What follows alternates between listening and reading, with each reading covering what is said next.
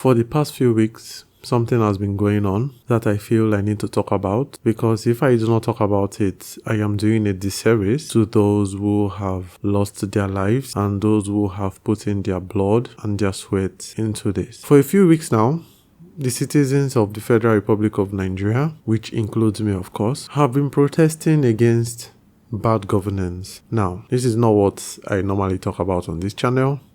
I never bring politics to this channel, and this is most likely the first and the last time I'm probably bringing it here. But like I said, it would be a disservice to the people the innocent ones who have lost their lives, who are just protesting to be governed right. It would be a disservice to those who died fighting for my rights. They died fighting for a better Nigeria. So with that being said, I'm going to be talking from the heart. But regardless, I've written down a few things, a few key points that I want to touch so that I don't just, make this video so long and then I don't get my point through. Alright, so why am I doing this? Why am I making this video? I don't normally make videos like this, so why am I doing this now? Well, I can't keep quiet about this, because if I do actually not say anything or use this platform in which you're watching this on, I feel like I am enabling what the government is doing to we, its people. I am enabling the passive oppression that we've been having in this country basically since I've been born, if I do not lift my hand to do anything. I think and I believe if you don't do what you can to fight injustice, even if you don't have to be physically there protesting or physically be out there demanding your rights, if you don't even make a video like this, or you don't talk to people about it, or you don't make your voice heard in some way, even though you sympathize with those who are making their voice heard, basically fighting for you, you're basically enabling that government which you despise or which you want to do better. So, hence why I am making this video. Now, what is happening and how did we get here? Well, I'm going to start from the beginning. Obviously, I'm going to keep it short. So those of you who may not know what is happening, because some of you might be new to this, I need to basically let you know how this all started. But I'm going to keep it short and straight to the point. Now, this all started with SARS oppression. Now, the SARS are basically a part of the police force, of the Nigerian police force, or they were. They were basically created by the government to combat kidnappings, to combat killings, to combat robbery in the early 90s.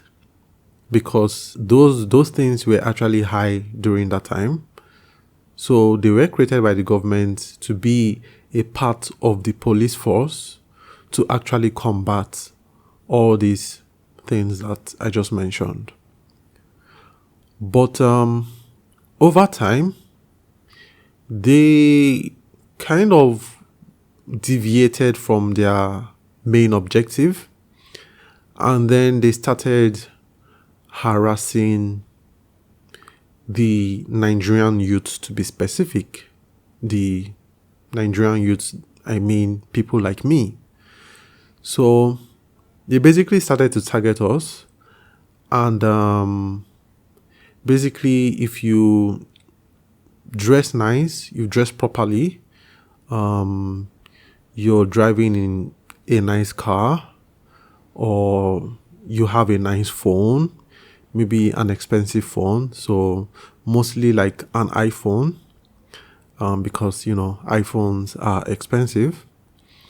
So basically, if they see anything that suggest to them that you're coming from money or that you have money with you, they would start to basically oppress you. Basically, they don't want to see you in nice things. That's just it. These guys have been oppressing us for a very long time now.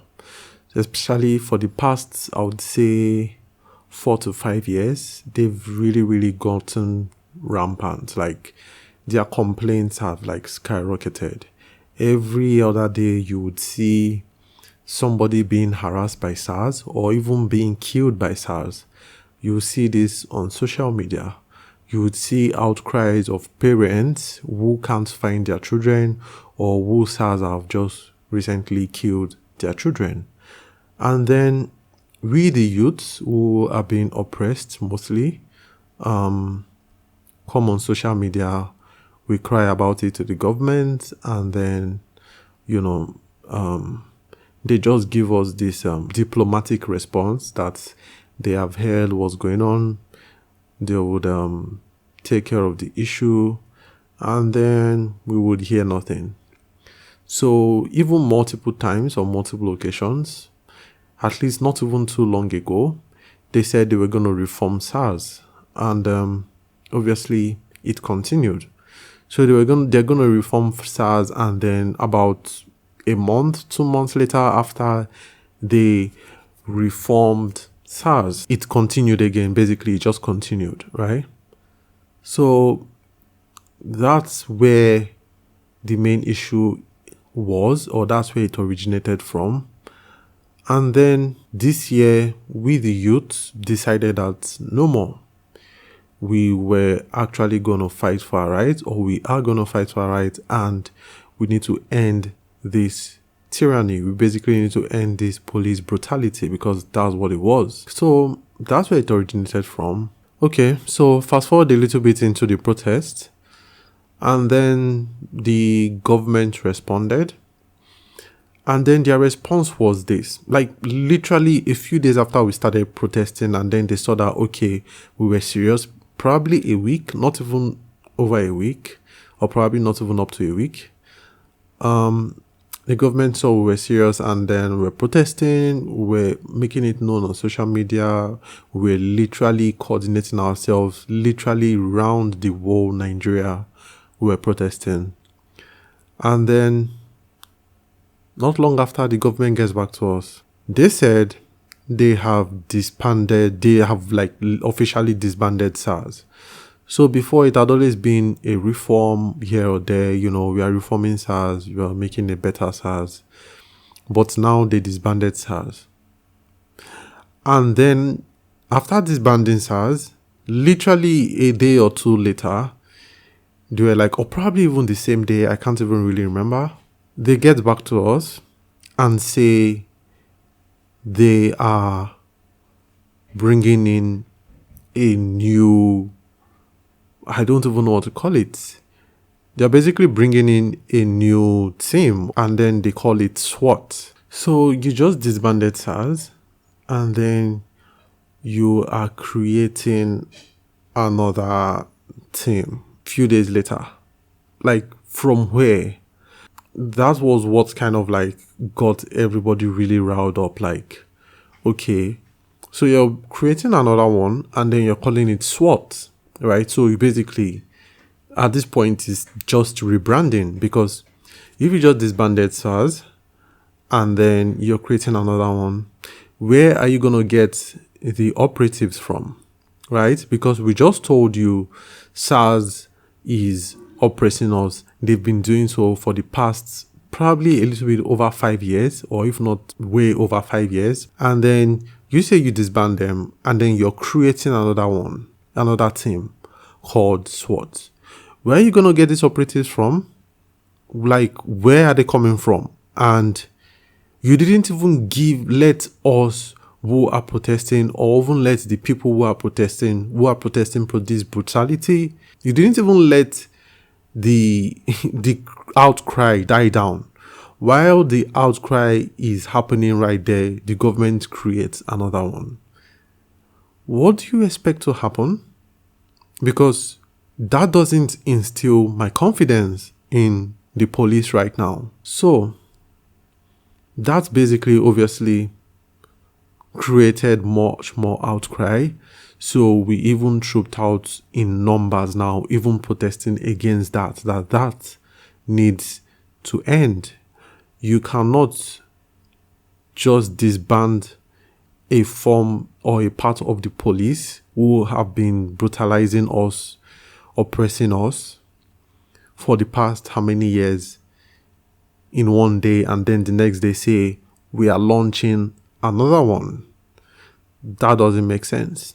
At least you need to give it time to train your police force, to reform your police force long after all this have passed. And then you say, okay, now we are going to be creating another one. Not 2 days after. That doesn't even make sense. So after they see that we're not going home, nobody is backing down, we are all protesting now because clearly it has gotten to our throats. Like, you've been trying to do this for the past how many years now, and you've not done anything. So you don't just really expect us to say, okay, all is fine now, and then we go home and, basically live our lives. Not especially not after you have just created another one 2 days later, right? This is all going to be the same thing all over again. So, when the government saw that, or allegedly saw that they couldn't control us anymore, like nobody's going home, nobody's backing down, basically, with supporting evidence out there, at least as supporting as it can be, we found out that the government, or I want to say allegedly, because can't prove this, but the evidences are pretty much leaning that way. The government allegedly hired thugs, or some part of the government, or somebody in the higher ups, somebody who doesn't want this protest to hold, obviously, because these thugs were in there at the first place. But after they had ended SARS, and then we weren't backing down, then thugs started coming into play. So basically, thugs started destroying properties, chasing protesters, burning properties, basically causing chaos to what was a peaceful protest. So we came out here protesting our rights to a better government, and then the people who we are even fighting for, right?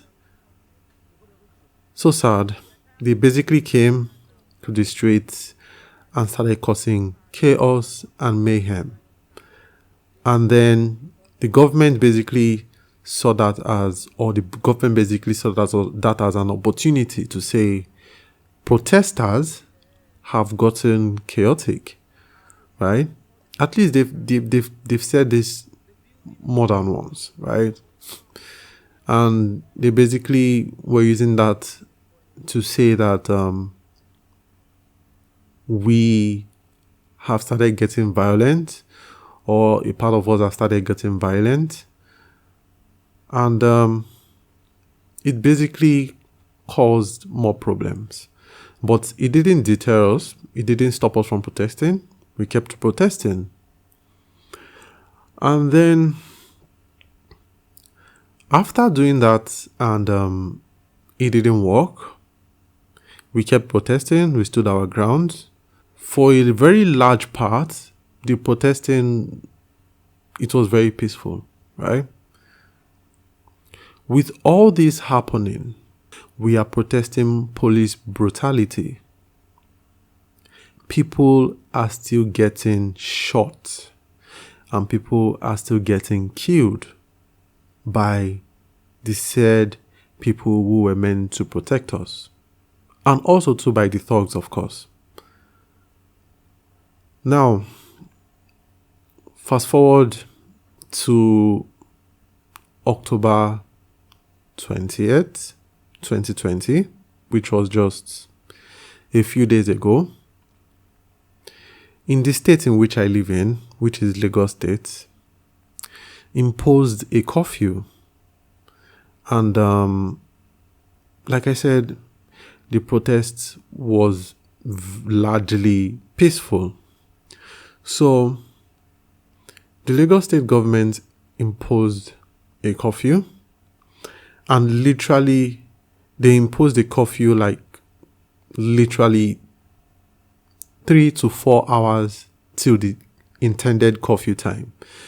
So I got the message around 2, but I was told it was imposed. They made the statements around 12. So the Lagos State government imposed a curfew and then said by 4 p.m. everybody should be indoors because there's an imposed curfew. There would be an imposed curfew.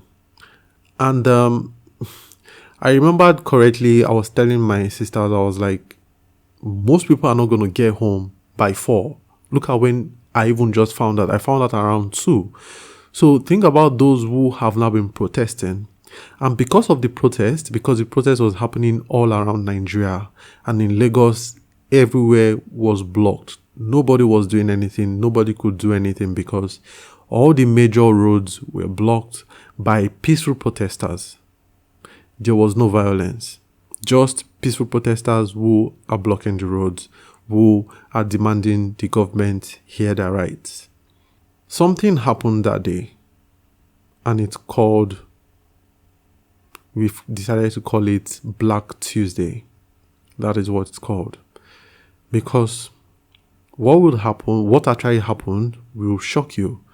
Because they imposed a curfew, first of all, very, very close to when the curfew time would begin. And then not long after that, obviously, they had to extend it. They extended it to about 9 p.m. in the evening. So they meant for it to start around 4, but then they extended it to 9. But then, even still, not a lot of people knew about it. But obviously, when you have a protest going on, not everybody will really be keen to listening to your curfew time because they just see it as a means for you to get them to stop and a means for you to basically ignore their needs, right? Ignore what they want, right? Because the moment everybody is gone, case closed, right? Anyways, so you have to expect as a government that there will be people who would, not respond to that curfew of yours. Anyways, so they postponed it to 9, and then a few hours after the original time, 4 o'clock, a few hours after the original time, obviously there were still people at a particular place. It's called the Lekki Toll Gate. Now, the Lekki Toll Gate is it's a very wide space of road. So it can contain I think it's about, if not 5-6 lanes on opposite sides of the roads, right? So it's like a really, really wide spot for a lot of people to gather and protest. So it's no surprise that a lot of people were still there around, I would say, 4, 5, 6. They were still there and demanded that their voices be heard. So, I feel like as a government, you should expect that this would be the case and prepare for it. A few hours after that, maybe around 7, that was what I heard, around 7-ish, because I wasn't even online. But basically, the curfew time had been extended to 9. But around 7, what seemed to be the Nigerian armed forces started shooting at the protesters with live ammunitions, like not rubber bullets, not tear gas, not water cannons, live ammunitions. The protesters were peaceful, although emotions will be high. They will probably be screaming and chanting, all that, but they were peaceful. They weren't carrying any weapons. They were not even retaliating to the Nigerian armed forces that were present that day. But the Nigerian armed forces were firing at them based on evidence out there, because what actually made us know is because people were carrying their phones, people were Instagramming live, people were seeing what was happening as it was happening. So the Nigerian armed forces were firing at them, and quite a number of people died on the spot that day, just a few days ago at the Lekki toll gate. People who were basically protesting for a better government, people who were non-violent, people who were just peaceful. I mean, this had been going on for about 2 weeks now at this point, and there had been no form of violence at that spot. So, if as a government you expect that people probably are going to be there, you should prepare the water cannons, you should prepare the rubber bullets, you should prepare even the pepper spray, right? Like, you should prepare all that to be able to go over there and disperse of the protesters, if it even gets that extreme, right? But no, you went there with live ammunitions and started firing at the protesters. Now, how did we know it was the Nigerian armed forces? Well, we know this because they were actually putting on the uniform, right? People died that day. And then what happens the next day is that the Nigerian government comes out and then says that was fake news, that was propaganda, that there was no Nigerian armed forces present, there were no Nigerian armed forces present, and that it was photoshopped. Something that we saw on Instagram live. We were all watching it as it was happening. It was on Instagram live. The whole light around that area was shut off, and then we could visibly see that at the extreme ends of the roads, there were fire burning just to block off the protesters from escaping. And that, although I can't confirm because it seemed to be far away, a little bit far away from them, but to the best of my ability, I can kind of see that was what was happening. They were kind of like blocked off. But regardless of if that's true or not, what was happening was that they were firing, because the Instagram lives that we were watching, we saw and we heard gunshots, and also we saw the military men in uniform. So you cannot come back and tell us that was Photoshop. You don't even Photoshop a video. You don't even Photoshop a live video. What are you talking about?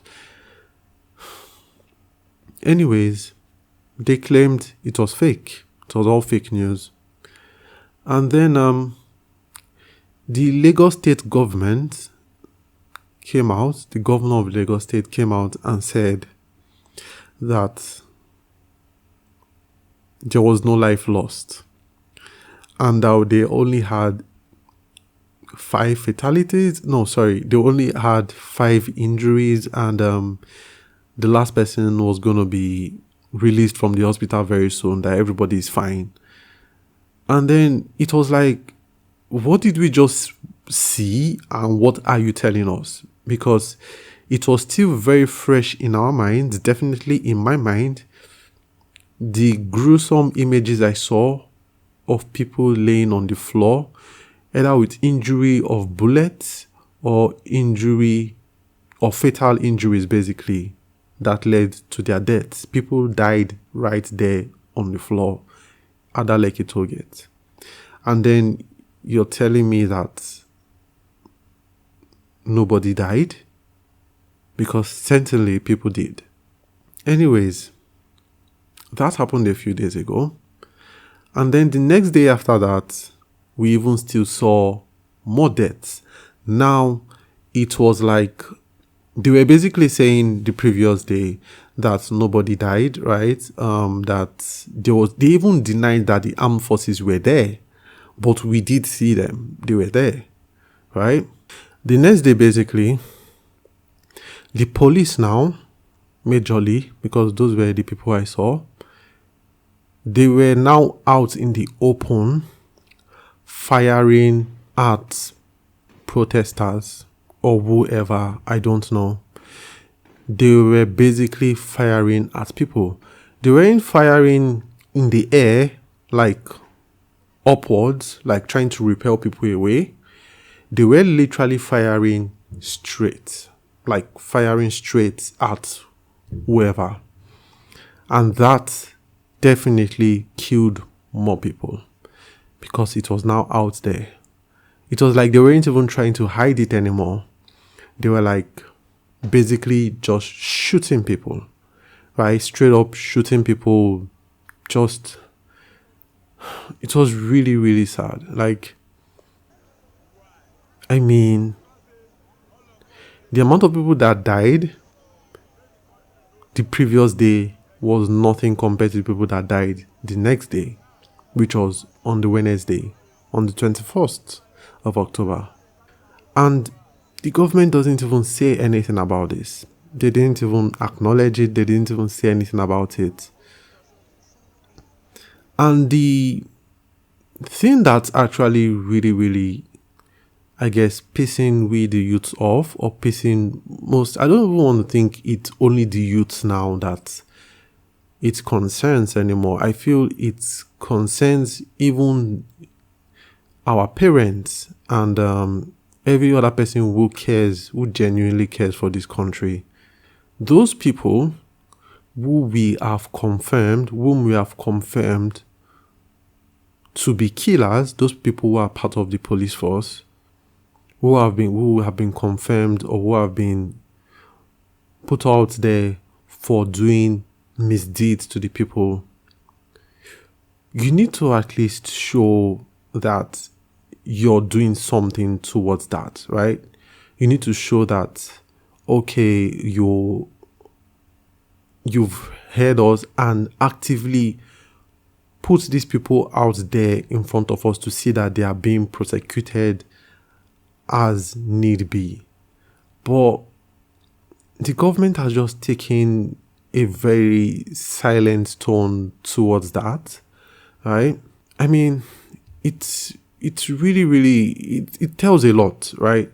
When I bring someone to you and tell you that, yes, this person did this and this person is actually a killer, basically. They're supposed to be the ones to protect us, but now they have killed people who they are supposed to protect. And then you don't really do much about it. You just give a diplomatic response like, okay, yeah, they've been taken into custody. We are setting up a panel to look into what is happening with them. Seriously?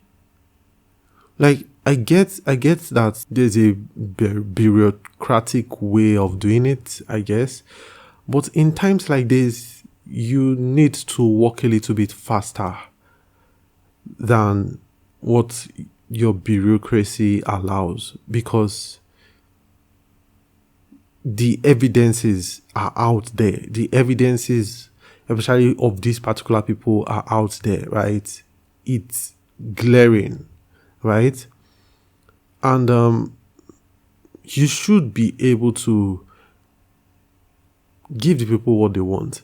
At least not, especially when it comes to when you say you want to end something, and then I don't even know if it was even a day later, and then you say, oh, we've started another one now. Don't worry, we promise this one is going to be good. Like, don't these people have PR agents, public relations agents or something, or PR personnel or something that can tell them that, yo, this is not what you do? To top it all, right? The president of the country doesn't seem to, at least with the way, with what we have perceived, and I think I speak for every other person, is that the president doesn't, it seems to like have a different view of what is happening. He doesn't seem to see how serious the situation is. And you can tell by his response. He has basically been giving this diplomatic response and not really have empathy towards it, right? And even apart from that, okay, let me give an example. So today or last night, when you're watching this, last night he gave his speech, and which was a pre-recorded speech. He didn't even acknowledge the killings that happened at the Lekki toll gate.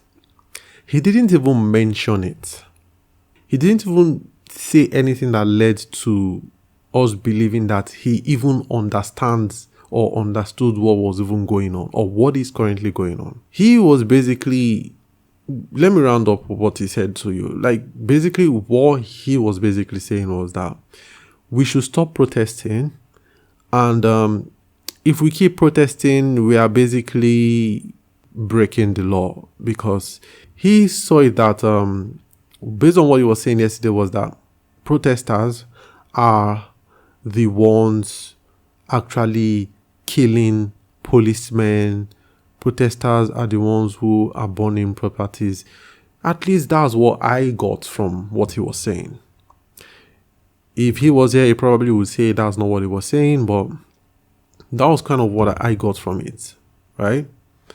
So I feel like the people around him they either don't tell him what is really going on, or he chooses to give this more toned down version of what's really happening, and a little bit eager to paint the protesters as rioters and looters and people who are causing chaos. It was kind of clear that he's either misinformed or doesn't want to admit to what's actually really going on. He also sided with their own version of the fact that it was fake news, people are spreading rumors, and that we are basically listening, we who are actually seeing what's happening, are actually listening to propaganda and all that. So it was really clear that that's what was happening. I don't want to believe that he is turning a blind eye to what's going on, because I'm sure being the president, it's not an easy job. Anyways, it's either the people who are with him are telling him the wrong thing, or he's just turning a blind eye to what's happening and not wanting to, or choosing to see or pick the facts that he wants to pick, right? So anyways, what do I want to achieve by making this video? First of all, if you're an international viewer, I want you to know that this exists. So I want you to be aware of the fact that this exists. And also, I would like you to help us out, because we are also doing our part. And I would like whoever is watching this and cares about or hates injustice, hates oppression, and believes that every single person should be treated fairly, I want you out there to help us spread the news on social media, however you can. Help us reach out to people who you think can actually help in this situation, because I see this more now as a humanitarian crisis. I mean, if your policemen are going out there shooting people literally in broad daylight now, and then your army men who you say are fake are shooting people and definitely killed people, I mean, it's pretty much a humanitarian crisis. I want you to basically just spread the word out there, because it really, really goes a long way. Even if 5 of you see this, just because of you saw it, can actually really help in pushing this further and letting this known. Because letting this known to as more people as possible is definitely something that can help us in creating the change that we want. You can, especially when you go on Twitter, just use the hashtag Endsars or EndPoliceBrutality. You can use that hashtag to search and see the update of what's going on, especially on the things that I've mentioned now. You will definitely see the videos. They are rampant right now. They are still online. The lives that have happened, that's the Instagram lives. They're also on Twitter too, so you can definitely see them. Twitter is probably the best place to go and see all this. But obviously, if you're on Instagram, if you're on Facebook, definitely use that hashtag. And then reach out to those who you think can help. And also, if you're a Nigerian viewer watching this, if you're a Nigerian watching this in diaspora or presently in the country, I want to tell you guys that keep doing what you're doing, and we will definitely get the Nigeria that we want today, not tomorrow, but today. I also want to say that if you have not physically been to the protests, or you've not been protesting physically, you've not gone out there, going out there physically to protest isn't the only thing you can do.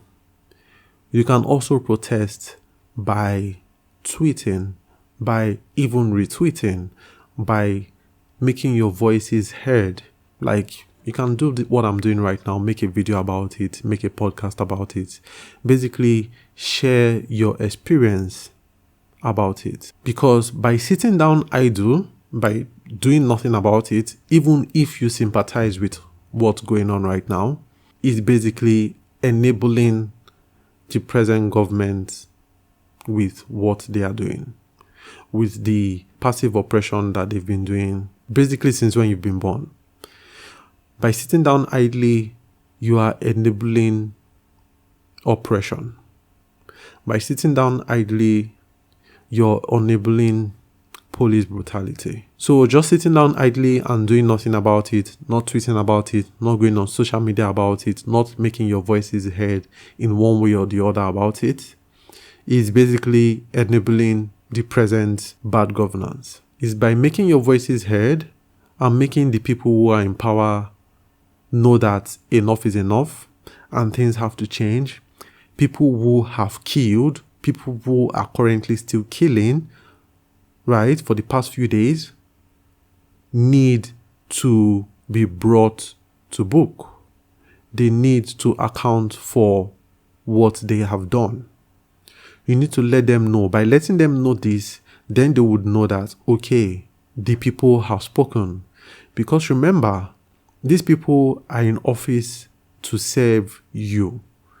You put them in offices, you put them in places of power to be able to work for you and make your voices come into action.